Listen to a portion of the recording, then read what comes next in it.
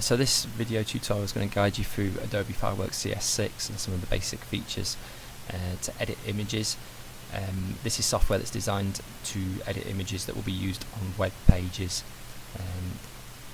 So let's get started. So if I go to File and open up the image that I want to edit, which is this one, and that immediately places it onto the canvas. Just a quick keyboard shortcut here, the first keyboard shortcut of the day. If I hold down Control and then press the minus key, I can zoom out. If I press the plus key, I can zoom in. So that's quite a handy shortcut to know to save a little bit of time. Now the first thing I want to do is increase the size of the canvas so that I've got space to annotate on either side of the diagram. So to do that, I'm going to use Modify, head up to Canvas, select the canvas size, and I'm just going to increase the width of the canvas quite substantially. It's 1400, and I want the image to stay in the centre, so I'm going to leave everything else as it is, and you can see that gives me a bit of space either side. The next thing I'm going to do is just modify the background colour of the canvas, so by all means choose a colour of your own choosing. So I'm going to go back to Canvas and Colour and Custom, not transparent, and I am going to have just a plain white background on mine and press OK. So the next thing I'm going to do is just make some room for a title, so I'm going to go up and resize. Make sure you use the select tool over here to be able to select and interact with the objects in your image. So I'm just going to resize that image slightly and create some space for some text, which I'm going to put here. I'm going to type the title in now. I'm just going to pause the video while I do that. Okay, so I've typed my title in. In terms of editing the text, it's similar to most standard applications. So if you look down the bottom here, you've got all your properties. I've got the text type. Quite happy with the one that I've got selected. Colour, size, alignment, etc. So there's nothing new there. And another useful keyboard shortcut to be aware of is resizing the text. So rather than me just guessing the size that's going to be suitable for this, if I press Control Shift and then use either the right or the left crocodile clip keyboard key, I can resize the text like that. So I'm just literally tapping through until I get the size of the title I want. And I'd say that is pretty much there, and I'll go back to the select tool just to reposition again and align that. So well-designed workstation.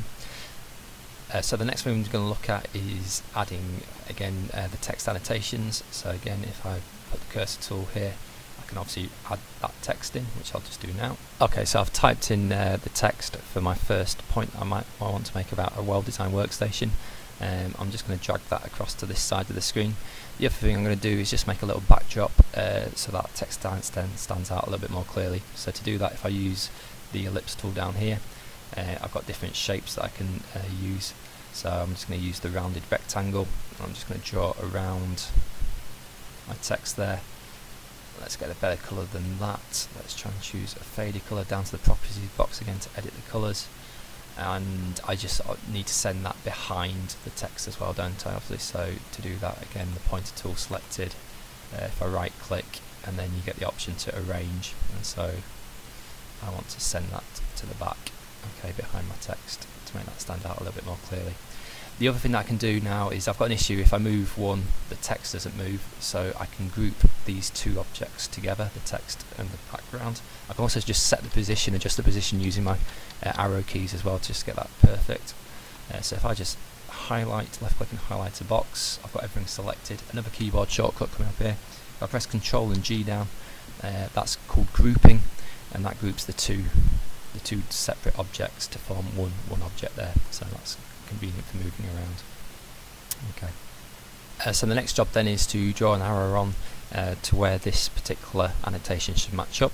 So again, I've got the line tool over here that I'm going to use, and you're best off just drawing directly from where you want to go, which is roughly to about there on my image. Again, the properties for the line are down here, so if I want to change the width, probably not that thick, then I can do that using that option down there. So I'll put that about 10. If I wanted to adjust the size or the width of this arrow, if you notice now it's hard for me to actually edit this arrow and move it around, then I need to use the transform tool, the scale tool over here. So if I use the scale tool, and that allows me to be able to kind of resize the arrow and rotate it and whatnot. Okay, but I don't need to in this case, that's absolutely fine. If I want to add an arrowhead to that arrow, if I go up to Commands and then down to creative and add arrowheads I can, and I want to add it to the end, and if I choose my arrow type, if I want it to be a double-headed arrow I'll do that, so I don't, I just want it to be at the end, and that one will do. If I press OK, you can see I've got an arrow head pointing, maybe not the best one in the world, but it'll do. And then the final skill I was going to show was just about highlighting the area to which that arrow wants to point to. So let's go and grab a circle tool and draw the area to which we're relating. In fact, that's not a circle tool, is it? Let's go down here, change the ellipse tool. So highlight the area that I want this arrow to kind of focus at. You'll notice again the properties side of things down here. We haven't got a fill colour selected, so let's put a green colour maybe in there for that. This is the colour of the outline. If I use the red line, diagonal red line, that basically means transparent, so that gets rid of that background colour. The other thing that I might want to do then is just make that slightly opaque, so that I can see through it. So again, if I select my selection tool, go across, click on the layers option, and you can see that the current layers, it recognises the ellipse is selected, and if I change the opacity of that, let's put it down to like 65, you can see we get that kind of phased in look, and if I zoom in on that with my control and my plus sign, you can see what I'm referring to. Okay, so just a few basic skills in Fireworks. Hopefully it's a fairly straightforward package to use, so you just need to finish off annotating and editing your image with the well-designed workstation covered.